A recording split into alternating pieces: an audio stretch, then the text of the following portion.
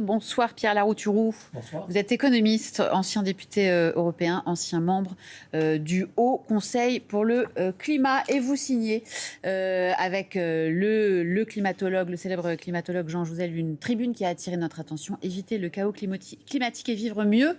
Oui, c'est possible. Alors comme on avait envie un peu d'insuffler un peu d'espérance dans cette actualité, il y a des solutions. Vous allez nous en parler dans un instant. Mais d'abord, il est l'heure de notre vrai ou faux du jour avec Louis Augry. Bonsoir mon cher Louis.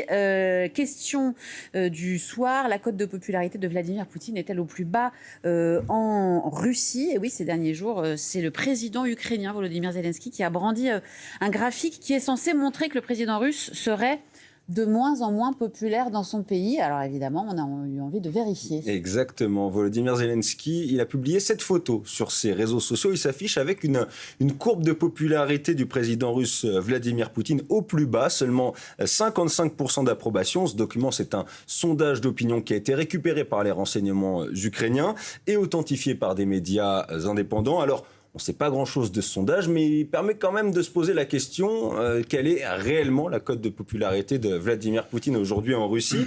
Alors d'abord, il faut le dire tout de suite, en Russie, il y a un institut de sondage de référence, c'est Vetium, c'est un organe rattaché à l'État russe, donc on ne peut pas franchement le prendre comme seule référence. Et sur la confiance envers le pouvoir, en fait, Vetium a deux types de sondages. Les sondages ouverts, on demande aux Russes de choisir les personnalités politiques auxquelles ils font plus confiance, sans mentionner au préalable le nom du président russe.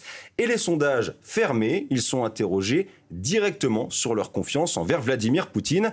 Évidemment, avec ce genre de sondage fermé, c'est plus simple d'obtenir de bons résultats pour le dirigeant russe. Voilà, des résultats un petit peu fléchés. Un peu orientés. D'ailleurs, les sondages ouverts ont été arrêtés. Oui, il y a quelques jours, c'est le Moscow Times qui a remarqué que l'Institut Vetium a discrètement mis fin à la publication de ces données ouvertes, pile au moment où sa cote de popularité est passée sous la barre des 30%, son niveau le plus bas depuis le début de l'invasion en Ukraine. Dans le même temps, on a un taux d'approbation fermé qui reste haut, 73,8% des Russes sondés qui disent avoir absolument ou plutôt confiance en Poutine. Précisons quand même que 73,8%, ça paraît énorme, mais c'est aussi le plus bas niveau depuis 2022. Ces derniers mois, ça a fait que baisser. Maintenant, on a interrogé une spécialiste de la question de la Russie sur ces sondages, Marie Mandras, et voilà son avis. Ce ne sont pas des tests représentatifs de ce que pense au fond d'eux-mêmes librement un échantillonnage de personnes en Fédération de Russie. D'ailleurs, la très grande majorité refuse depuis même déjà une dizaine d'années d'être interrogés parce qu'ils ont peur. Voilà, les chercheurs qui effectivement expliquent leur vigilance par rapport à ces enquêtes d'opinion. Ils vous ont conseillé, Louis, une autre manière de prendre la température de l'opinion publique russe. Exactement, on nous a dit d'aller jeter un œil du côté de la rubrique commentaires de certains sites d'actualité locales en Russie. Alors la liberté d'expression, la liberté d'opinion, on l'a dit, elle est très contrôlée, mais dans ces espaces de commentaires, la parole se libère un peu. Et voilà ce qu'on y trouve par exemple. Il n'y a qu'un responsable de la situation que traverse la Russie, c'est une personnalité avec une haute cote de popularité. Ou encore, sur ce commentaire, j'ai souvent entendu le chef dire « nous nous en sortons bien » et je n'ai qu'une seule question qui est ce « nous », sous-entendu pour le pouvoir, tout va bien, mais seulement sur le pouvoir. Voilà, des commentaires où on peut sentir un petit peu l'ironie, mais quand même, où c'est assez critique envers Vladimir Poutine. Alors c'est pas un sondage, mais vous l'avez dit, ça permet de prendre un petit peu la température, et quand on voit les indicateurs dont je vous parlais tout à l'heure qui sont pas franchement à la hausse, on peut y voir comme un début de tendance. Merci beaucoup, Louis Augry. Merci à vous. On rappelle le rendez-vous avec toute l'équipe. Oui, c'est tous les samedis à midi. Pour l'émission Vrai ou Faux. Merci mon cher Louis. Pierre Larouturou, donc bonsoir. Merci d'avoir accepté notre invitation. Vous êtes économiste, ancien député européen, ancien membre du Haut Conseil pour le climat. 29,9 degrés, c'est la moyenne qui a été calculée aujourd'hui sur une trentaine de villes de France, et cette moyenne n'a jamais été aussi élevée, ce qui fait de ce 23 juin 2026 à ce jour la journée la plus chaude de l'histoire de notre pays quand vous voyez ça. Vous vous dites quoi? Vous vous dites ça y est, on y est, on se rapproche de la catastrophe tant annoncée? Ah ben, ça devient urgent d'agir, d'arrêter le blabla, parce que vraiment, il y a quelque chose qui est en train de se casser. On le voit quand on a 2 canicules là, avant même le début du mois de juillet, mais les climatologues ils regardent beaucoup de critères. S'il y en a un qui les inquiète, par exemple, si vous savez, on comptait sur les forêts pour capter le CO2, eh bien les forêts françaises captent 2 fois moins de CO2 que ce qu'on pensait il y a 8 ans. Et le pire, c'est les forêts tchèques, les vieilles forêts qui sont là depuis des milliers d'années et qui captaient chaque année 10 millions de tonnes et qui sont devenues émettrices de 10 millions de tonnes. Alors ça, j'ai lu effectivement, vous disiez ça, mais comment une forêt peut émettre du CO2? Il a fallu qu'on m'explique aussi, c'est qu'avant, les hivers étaient très froids et très longs, donc tous les parasites mouraient. Et maintenant, les hivers sont très doux, les parasites peuvent survivre, ils vont pondre leurs œufs au printemps dans le cambium, là où passe la sève, les arbres crèvent, ils tombent, ils pourrissent, ils font du CO2 et du méthane, et le méthane, en équivalent CO2, est 80 fois plus dangereux.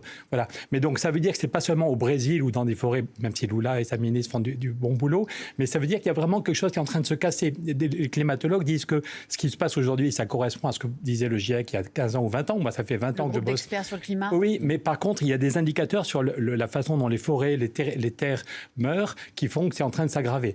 Mais par contre, il n'est pas trop tard pour agir. Donc, si on est capable d'agir, c'est ce que disait Christophe Cassou, l'ami climatologue que vous avez reçu avant-hier, est-ce qu'on est capable de comprendre la gravité et maintenant de mettre les moyens en marchant sur les 2 jambes, se protéger du dérèglement climatique, mettre de la fraîcheur dans les EHPAD, dans les écoles, gérer les conséquences des canicules ou des inondations, mais aussi tout faire pour faire baisser le CO2. Et pour le moment, on ne fait pas ce qu'il faut, ni sur l'une, ni sur l'autre. Et un de vos invités disait à l'instant qu'il y a une dimension européenne qui est importante, et c'est quand même tragique de se dire qu'il y a eu un conseil des chefs d'État jeudi et vendredi à Bruxelles. On a parlé de plein de choses, mettre plus d'argent pour la défense face à Poutine, et oui, il faut mettre plus d'argent pour la défense, mais il n'y a pas eu une fois le mot climat. Toute l'Europe est en train de crever sous la canicule, eh bien les chefs d'État se retrouvent pour parler du budget de l'année prochaine. Il n'y a pas une fois le mot climat. Alors qu'avec Jean Jouzel et d'autres, on pense qu'il y a beaucoup de marges de manœuvre qui sont à trouver au niveau européen. Et vous dites notamment qu'il y a une urgence, puisque l'année prochaine, on va voter le budget de l'Union européenne pour les 7 prochaines années. Exactement. Qui va déterminer beaucoup de choses. Cyril Graziani. Donc justement, est-ce que vous considérez que l'adaptation climatique, ça devrait être une priorité nationale et européenne au même titre que la défense ou la santé? Oui, la réponse est oui. Moi, je trouve normal face à Poutine qu'on arrête notre naïveté. Et c'est depuis 30 ans qu'on parle de l'armée européenne. Il est temps de se donner les moyens d'investir plus. Et c'est intéressant de voir que l'Allemagne a modifié sa constitution pour dire on va mettre 100 milliards dans la défense et ce ne sera pas compté dans les 3% de Maastricht. Donc nous, ce qu'on dit, c'est que si on a une vision globale de notre sécurité, de notre prospérité, oui, il faut faire un effort sur la défense, mais il faut faire le même type d'effort sur la question du climat. Et ce qu'on montre dans ce texte aussi avec Jean Jouzel, c'est que ça peut être une bonne nouvelle, y compris pour le pouvoir d'achat. Que ce n'est pas juste des investissements qui seront utiles pour le climat et pour notre confort, mais on montre que le dérèglement climatique fait des catastrophes. Il va y avoir des milliers de morts à cause de ces canicules. Il y a eu des inondations. Le nombre de catastrophes, si ça permet de convaincre quelques dirigeants. Je me souviens, le chef de cabinet d'Angela Merkel, quand j'étais rapporteur du budget, j'avais eu un rendez-vous avec le chef de cabinet de Merkel qui, en fait, avait tilté sur cette courbe, qui montre que le nombre de catastrophes climatiques ont déjà triplé. Voilà. Et le coût, c'est voilà. On et voit le nombre et le coût, et voilà. le coût. Donc ça, c'est les très grosses catastrophes. Quand il y a 200 morts en Belgique dans les inondations, quand il y a 200 morts en Espagne, voilà. Mais après ça, c'est dans la vie quotidienne. Tous ceux qui ont une maison ont vu le tarif des assurances l'an dernier plus 15% ce qu'on paye pour les assurances à cause des inondations. En Bretagne, il y a des villes où le prix de l'eau, plus 10% par an le prix de l'eau, à cause des sécheresses, ça coûte plus cher de faire de l'eau. Le prix du café, le prix du jus d'orange, le prix de l'huile d'olive qui flambe. Donc si on continue comme ça, le blabla, on va vers un monde plus dangereux et où la vie quotidienne sera plus chère. Et par contre, si on investit massivement, on peut encore gagner la bataille du climat, éviter la catastrophe, et c'est bon pour le pouvoir d'achat. Il y a quelque temps, j'ai rencontré un monsieur qui vit dans un HLM et qui dit « ça y est, on a fait une rénovation thermique depuis 3 ans, on a beaucoup moins chaud l'été, beaucoup moins froid l'hiver, et dit, j'ai fait mon calcul, je gagne 800 € chaque année sur mes dépenses de chauffage. Je gagne 800 € pour la famille chaque année. Donc la question est, est-ce qu'on se donne les moyens?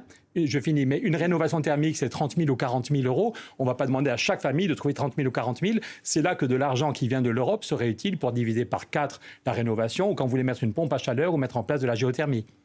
Vous pensez qu'il y a un changement de mentalité? Parce que pendant longtemps, on a considéré que c'était difficile de convaincre les Français qui avaient déjà du mal à boucler les fins de mois en leur expliquant que la transition écologique était indispensable, mais la transition écologique pouvait leur coûter beaucoup d'argent aussi. Alors, Premièrement, la plupart des Français maintenant disent qu'ils sont directement concernés par le dérèglement climatique. Donc changement de mentalité. Il y a changement de la réalité. Quand il y a 10 millions de gens dont la maison peut se fissurer ou c'est déjà fissuré, quand il fait chaud comme ça, les argiles bougent et il y a des maisons qui se fissurent. Et vous dites, et l'assureur dit, non, vous n'êtes pas couvert. Donc en février, il y a 70 départements qui étaient couverts dans les inondations. L'autre jour, je suis allé voir un agriculteur, il y avait une horreur horrible, tout était en train de pourrir. Voilà. Donc les gens ne sont pas stupides. Je pense qu'il faudrait que nos dirigeants comprennent une fois pour toutes que les Français ne sont pas plus bêtes que la moyenne et que les gens comprennent, et les enquêtes de l'ADEME montrent que plus de la moitié des Français disent « j'ai été directement touché par le dérèglement climatique ». Dans mon quartier, la fête de l'école maternelle a dû se déplacer parce qu'il faisait beaucoup trop chaud dans la cour de l'école maternelle. Donc on est des millions à comprendre que c'est grave et que ça peut mal finir. Et des millions à se dire « bon ça, on n'est pas plus couillons que les autres. Est-ce qu'on se donne, on a gagné d'autres batailles dans l'histoire de notre pays, est-ce qu'on se donne les moyens financièrement, humainement, de gagner la bataille du climat ?» Et on connaît les solutions. Donc maintenant, la question est de savoir, par exemple, le Parlement européen, depuis des années, demande une petite taxe sur les marchés financiers. Vous m'aviez invité à l'époque, j'étais rapporteur du budget, j'ai fait voter 3 rapports par le Parlement pour dire qu'il faut mettre une taxe de 0,1% sur les marchés financiers. Ça donnerait 57 milliards chaque année pour le climat. Le seul qui s'opposait, c'était Bruno Le Maire. Angela Merkel était d'accord, les Espagnols, les Italiens étaient... Et le seul qui bloquait, c'était Bruno Le Maire. Mais 57 milliards, ça ne suffirait pas à rénover vous avez raison, thermiquement tous les logements je ne veux pas parler des pays trop longtemps, mais c'est pour ça que... 10 milliards pour les hôpitaux tout à l'heure, c'est ce qu'on disait. Oui, là, mais dans ce papier et dans les 2 bouquins qu'on a fait avec Jean Jouzel et Anne Essel, on a d'autres solutions. Et si vous me laissez 5 minutes, je vous détaille les autres. Bien sûr, mais déjà, si on avait 57 milliards, c'est pas trop mal. Vous avez encore plus de 10 minutes. Je peux parler plus lentement alors, c'est cool. Non, mais sérieusement, on peut taxer, on peut mettre en place cette taxe européenne, même si pour l'instant, vous l'avez dit, la France... Il n'y a que la France qui bloque. Est-ce qu'Emmanuel Macron, pardon de vous couper, est-ce qu'Emmanuel Macron dit « OK, on arrête, tout est prêt ». C'est ce qu'on appelle une coopération renforcée, il n'y a pas besoin d'unanimité là-dessus, et vraiment, tout est prêt. Il faut quoi, 8 pays? Il faut 9 pays, il y en a déjà 11. Mais le problème, et tout est prêt, il y a eu 1200 pages d'études d'impact, les documents sont prêts. La dernière fois que j'ai parlé de ce sujet sur France Inter, j'avais après ça un SMS qui arrivait de Bruxelles de quelqu'un de la Commission, merci d'en avoir reparlé. Donc si la France bloque. Mais parce que Bruno Le Maire était aux mains des banquiers, il faudrait lui demander. Mais Bruno Le Maire n'est plus ministre. Oui, mais il faut demander à Emmanuel Macron, il faut lui demander pourquoi là il revient de 2 jours. Je suis d'accord pour dire qu'il y avait d'autres sujets que la question de climat, la question de l'Ukraine, la question de la défense, la question de... C'est important, mais quand les chefs d'État se retrouvent pendant 2 jours à Bruxelles pour parler du budget européen, le fait qu'il n'y ait pas une minute sur le climat, c'est choquant. Quand Emmanuel Macron, je ne vais pas raconter ma life, mais quand il m'avait nommé au Haut Conseil pour le climat, il avait créé le Haut Conseil pour le climat il y a 8 ans, et devant tout le monde, il a expliqué qu'il croyait aux solutions que Jean Jouzel et moi on apportaient. Il nous avait expliqué à quel point il était convaincu par nos solutions. Et on est 7 ans ou 8 ans plus tard, et ça ne bouge pas. Donc il faut qu'on mette une pression citoyenne là-dessus. Bon. Un deuxième exemple, si je peux développer d'autres propositions, c'est lutter contre la concurrence fiscale.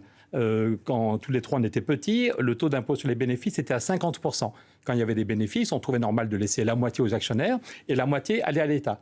Et puis vous voyez l'évolution, on est passé de 50 à 19%. Officiellement, ça, c'est le taux moyen dans l'Union européenne. Le taux moyen voilà. En France, on a 25, mais le taux moyen de l'impôt sur les sociétés est à 19. Officiellement, c'est pour la croissance et l'investissement. Mais voilà, moi, je suis économiste, donc j'aime regarder ce qui marche ou ce qui ne marche pas. Voilà l'évolution de la croissance en France depuis 50 ans, l'évolution de la croissance en Allemagne depuis 50 ans. Donc ça ne marche pas. La seule croissance qu'on voit, c'est la fortune des milliardaires. Donc oui, et là-dessus, on a même Alain Juppé ou Christine Lagarde, la patronne de la Banque centrale, ou Alain Juppé, l'ancien Premier ministre, qui ont dit qu'ils étaient d'accord pour dire on ne peut pas continuer cette concurrence fiscale. Aucun pays tout seul ne peut augmenter de 5 points son impôt sur les bénéfices, mais rien ne nous empêche d'avoir un accord. Comme les Allemands sont d'accord, dire qu'au 1er janvier, on augmente de 5 points l'impôt sur les bénéfices des grandes entreprises, pas l'artisan ou la PME. Eh bien ça donne 12 milliards de plus. Au niveau européen. Oui, on le fait au même moment au niveau européen. Pardon si je vais trop vite. L'idée, c'est que on est vraiment dans une concurrence fiscale qui va tous nous faire crever. C'est une des raisons pour lesquelles il y a de la dette publique, c'est que si on baisse l'impôt sur les bénéfices, il y a de moins en moins d'argent pour l'État. Or, pour le climat ou pour d'autres sujets, pour les services publics, il faut trouver des ressources. Et aucun pays tout seul ne va remonter son impôt sur les bénéfices, sinon on a peur que les entreprises aillent chez le voisin. Mais rien ne nous empêche de se dire qu'au 1er janvier, on le fait en même temps, l'Allemagne, la France, l'Italie. Et rien qu'en France, ça augmente de 12 milliards notre capacité budgétaire. Cette politique de taxes, la taxe sur les transactions financières, la taxe sur les sociétés, c'est plutôt une politique, on va dire, de gauche. Pardon, la question du climat, pendant du coupé, je pense Oui. qu'elle peut rejoindre, elle peut rassembler Il n'y a beaucoup pas de gens. d'écologie de droite et d'écologie de gauche. Non, pardon, juste, moi je passe mon temps, là on est en train de monter un collectif où il y a des gens de droite et de gauche. Il y a, en 2022, il y a un amendement qui a été voté par toute l'Assemblée nationale, aussi bien les gens du MoDem que les gens de gauche et droite confondus, Ouais. pour mettre 12 milliards de Mais plus sur la rénovation thermique. La suite de ma phrase, c'était il ne vous a pas échappé que la plupart des gouvernements européens ne sont pas à gauche et ne sont pas en faveur de ce genre de politique Pardon, de peut-être que je taxation. parle trop vite, mais quand je vous dis que le chef de cabinet d'Angela Merkel me dit « Pierre, je suis un fan de la taxe sur les transactions financières », mot à mot. Oui, Je suis un mais fan. Angela Je vous Merkel rappelle n'est que plus au Merkel. pouvoir. Non, mais c'est la droite allemande. Je ne veux pas trahir le secret des discussions, mais il y a 3 ans, je me souviens Valérie Hayek, qui était la tête de liste de Macron aux européennes, qui m'appelle en disant je vois bien que les dirigeants allemands n'en peuvent plus. Je vais essayer de faire bouger Bruno Le Maire dans les 15 jours qui viennent. Dis-moi quand est-ce qu'est la prochaine réunion du ministre des Finances. Les rapports entre la France et l'Allemagne sont tellement tendus que, justement, lorsque vous parliez des rapports avec Angela Merkel, aujourd'hui, ce qui se passe entre la France et l'Allemagne ne permet pas d'avoir des discussions. Mais en aussi particulier poussées. parce que la France, on pourrait en parler si vous voulez longuement, depuis 89, depuis que le mur de Berlin est tombé, les Allemands nous ont proposé 20 fois de mettre en place un système plus parlementaire, plus efficace, plus rapide. Voilà. Et à chaque fois, c'est la France qui dit non. Aussi bien Mitterrand que Balladur, que Jospin. Donc sur les questions d'une Europe plus fédérale, plus démocratique, plus efficace, ça fait depuis 89 que la France dit non. Donc ça énerve les Allemands. Et sur les questions financières, je vous promets, Valérie Hayek, qui était la tête de liste de chez Macron, qui m'appelle en disant je vois bien que les Allemands n'en peuvent plus parce que oui. 14%. Pardon. Non, mais ce que je veux dire, c'est qu'elle-même, alors que c'était plutôt une idée portée par les sociodémocrates, elle avait voté pour dire qu'il faut créer une taxe sur les transactions financières. Elle voyait bien que les Allemands, droite et gauche confondus, disent il faut qu'on trouve des ressources. On peut faire un peu de dette. Les Allemands comprennent que la stratégie de dumping, ça finit par faire crever, y compris l'Allemagne. Donc les Allemands cherchent des solutions et des solutions comme ça sont acceptées. Je ne vais pas être trop long, mais l'amendement qu'on avait déposé pour mettre en place une taxe sur les transactions financières, 91% des députés de la droite allemande l'avaient voté. Je l'avais montré à Ursula von der Leyen en disant 91%, c'est un social-démocrate qui l'avait déposé, mais 91% des députés de la droite allemande l'avaient voté en disant oui, 0,1% sur les marchés financiers. Autant, j'ai entendu les Gilets jaunes, nous entendons les Gilets jaunes, il ne faut pas augmenter de 1 centime les impôts sur monsieur et madame tout le monde. Ce n'est pas en taxant l'essence ou ce n'est pas en taxant monsieur et madame tout le monde ou les PME qu'on va trouver de l'argent. Mais quand les marchés financiers, moi quand j'étais petit, le CAC 40, c'était 1% du PIB. Maintenant, c'est 70% du PIB. Donc oui, on peut demander un effort au marché financier. Est-ce que la France peut être crédible en demandant à l'Europe de se mobiliser financièrement alors qu'elle-même, elle a fortement baissé son fonds vert de mémoire? Il est passé de 2,5 milliards à 837 millions, dont 20% qui sont aujourd'hui gelés. Mais par contre, c'est juste, voilà, à chaque fois que j'allais à Berlin pour négocier le budget, je commençais par Entschuldigung, ce qui veut dire pardon en allemand. Parce qu'on a vraiment accumulé les bêtises, pour être poli, s'il y a des enfants qui nous regardent, depuis 89, les Allemands nous disent il faut une refondation démocratique de l'Europe. L'Europe va crever si on continue à avoir l'unanimité sur la plupart des grands sujets. Donc les dirigeants allemands n'en peuvent plus. Droite et gauche, l'Allemagne nous propose une Europe plus démocratique, avec plus de ressources. Et droite et gauche, les Français bottent en touche à chaque fois. Donc je comprends que les dirigeants allemands soient énervés, mais soit on continue et l'Europe finit par crever, et on laisse la Chine, les États-Unis comme puissance mondiale, c'est peut-être compliqué, soit on se dit il y a un moment, on peut un sursaut. Et la question du climat est un sujet qui peut nous rassembler. Donc, Europe à 2 vitesses, c'est la solution? Les pays qui le veulent rentreront. On a commencé le charbon et l'acier. L'Europe est née avec le charbon et l'acier. Elle pourrait redémarrer avec un pacte climat et pouvoir d'achat. Investir pour le climat, améliorer la politique du climat et améliorer le pouvoir d'achat. Alors, il ne vous a pas échappé qu'on va rentrer dans une période un peu particulière en France qui s'appelle la présidentielle. En 2022, vous aviez entamé une grève de la faim justement parce que la gauche n'arrivait pas à se réunir et qu'il fallait une primaire pour la présidentielle. En 2027, il se passe quoi? Parce que la gauche part totalement divisée. Vous avez raison, et toujours sans trahir Jean Jouzel, on travaillait sur le fond, et assez vite, Jean Jouzel m'a dit qu'il en avait marre des querelles de personnes, des petits égos, des petits marquis qui pensent chacun qu'ils sont géniaux. Est-ce qu'on est capable de faire une équipe? Les scientifiques, ils travaillent en équipe. Les députés, on travaille en équipe. On est obligé d'avoir 3 groupes au Parlement pour avoir une majorité.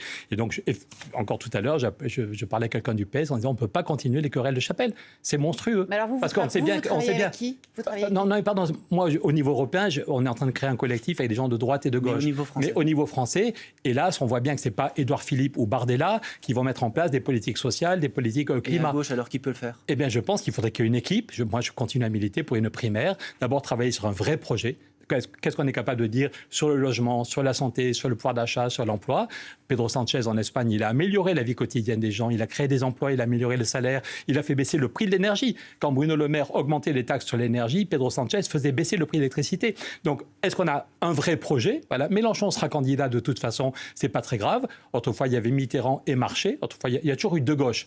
Mais par contre, est-ce que la gauche, en dehors de Mélenchon, est capable de se rassembler sur un vrai projet, une équipe et un chef d'équipe? Autrefois, il y avait Mitterrand et Marché, mais le rapport de force est dans l'autre sens désormais. C'est Jean-Luc Mélenchon qui apparaît comme l'homme fort de la gauche. On est à 11 mois des élections. Je connais des gens qui ont fait la campagne de Jean-Luc Mélenchon il y a 5 ans ou il y a 10 ans et qui se disent maintenant il ne pourra pas gagner le deuxième tour. Il fait une bonne campagne. Quand il est à Saint-Denis, c'est un beau meeting devant la cathédrale, c'est intelligent. Mais je connais, et on en connaît tous, des gens qui ont fait sa campagne il y a 5 ans ou 10 ans et qui disent non, il ne peut pas gagner. Donc il faut que le reste de la gauche, qui a un peu d'humilité chez ceux qui nous dirigent, qui se prennent tous pour des génies, et en même temps un peu d'audace, on doit transformer le système. Mais une présidentielle, c'est aussi une rencontre entre un pays et un candidat ou une candidate. Aujourd'hui, qui pourrait incarner moi, je pense qu'il faut une équipe. Ce que le peuple de gauche attend véritablement. Aujourd'hui, on n'a personne de génial en stock, entre guillemets, et ça peut être une opportunité pour travailler vraiment sur le projet. Je suis en train de lire un bouquin sur comment Mamdani a gagné à New York. C'est parce que la campagne de Mamdani, tout le monde comprend ce qu'on va y gagner. Sur les transports en commun gratuits, sur les crèches gratuites pour ceux qui ont des bébés, sur bloquer le prix du logement. Donc, est-ce qu'on est capable de se mettre d'accord sur 10 ou 12 propositions, y compris des choses sur le climat et sur le pouvoir d'achat? Premièrement, un projet qui peut changer la vie quotidienne des gens. Deuxièmement, une équipe. Quand j'étais petit, il y avait une affiche de Chirac, Vivement demain, ils étaient 8 sur la photo. C'était Chirac le chef, mais ils étaient 8. Et les gens disaient, elle est compétente sur l'éducation. Lui, il doit être bon sur le logement. Alors, donc, est-ce qu'on est on n'a pas d'homme ou de femme providentielle, mais les Français en ont marre. Macron nous avait dit qu'il allait tout régler. Je crois aussi peut-être qu'un homme ou une femme providentielle, moi, je préfère une équipe avec des gens compétents au service d'un projet social. Vous pouvez nous citer quelques mesures que vous demanderiez à un candidat de mettre dans son programme présidentiel? Des mesures très concrètes. Sur la question du climat, je n'ai pas encore parlé de la banque du climat, mais on pourrait avoir une grande banque du climat qui mettrait 300 milliards sur la table chaque année en utilisant autrement l'argent de la Banque centrale. Sur la question de l'emploi, j'ai fait une double page dans le journal Le Monde il y a 15 jours pour expliquer comment on va vers une énorme crise financière aux États-Unis et en Chine parce qu'on a oublié les règles sociales. Proposition concrète dans un relancer programme. la négociation sur la semaine de 4 jours avec l'IA, avec l'arrivée de l'intelligence artificielle. Alors que tout le monde dit qu'il faut travailler mais non, plus Bruno pour Le Maire, financer le modèle social. tous ceux qui n'ont jamais foutu les pieds dans une entreprise et qui ne comprennent pas ce qu'est l'intelligence artificielle disent qu'il faut travailler plus. Mais le patron d'OpenAI, Nicolas Barré, vient de sortir. L'autre jour, les Échos et le Figaro ont fait leur gros titre sur les 32 heures sans baisse de salaire parce que le patron d'OpenAI dit que si on veut éviter une catastrophe sociale avec l'arrivée de l'IA, il faut relancer la question du temps de travail. Et en France, on a déjà 400 entreprises qui sont passées à 32 heures sans baisse de salaire. Mais les États-Unis n'ont pas le même modèle social que nous. Vous savez combien de millions de chômeurs aux États-Unis? Pardon, je finissais. On avait lancé cette idée sur la semaine des 4 jours avec Antoine Riboud, le patron de Danone en 93, ça ne nous rajeunit pas. Et on avait obtenu une loi pour l'expérimenter avec une idée très simple. Premièrement, rien d'obligatoire, contrairement aux 35 heures, rien d'obligatoire. Mais une entreprise qui passe à 4 jours, 32 heures et qui crée au moins 10% d'emplois, elle arrête de payer les cotisations chômage. Donc rien d'obligatoire, mais c'est équilibré. Si vous créez des emplois, il y a moins de chômeurs, plus de gens qui cotisent pour les caisses de retraite. Et on a obtenu une loi, et il y a 400 entreprises qui l'ont mis en place. Quand vous mangez un yaourt Maminova ou du jambon Fleury-Michon, ils sont tous passés à 32 heures. Le coût du travail n'a pas augmenté. Et ils ont embauché 130 personnes ici ou 140 là. Est-ce qu'un candidat s'est saisi de cette idée? Pas encore, mais on va tout faire. Il y a des choses sur le logement. Est-ce qu'on est capable de densifier, y compris en construisant un étage ou 2 étages de plus en bois? Est-ce qu'on est capable de modifier les règles du genre en matière de logement et de mettre le paquet? Le Nouvelle Donne propose depuis longtemps, je suis dans un parti qui s'appelle Nouvelle Donne, et depuis le début, on fait des propositions pour construire plus, pour que les gens aient des surfaces plus grandes, avec des loyers plus faibles. On est un des pays d'Europe où les loyers sont les plus chers. Donc, est-ce qu'on se donne, y compris pour permettre aux couples qui veulent avoir des bébés, que tout le monde dit qu'il y a aussi un problème démographique, mais si vous voyez le niveau de précarité, j'ai un de mes fistons qui a 25 ans, ils ont quand même beaucoup de mal à trouver du boulot, cette génération, ils ont beaucoup de mal à trouver un logement,